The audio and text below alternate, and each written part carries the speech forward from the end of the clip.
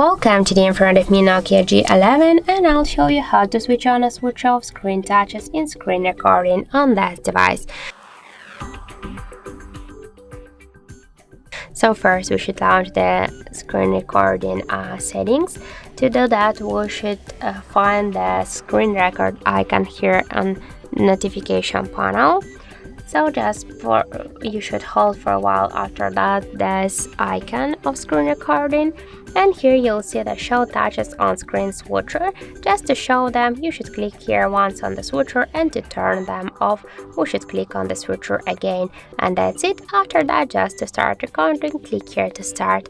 So that's how it looks. Thank you for watching, and if you find this video helpful, don't forget to leave a like, comment and to subscribe our channel.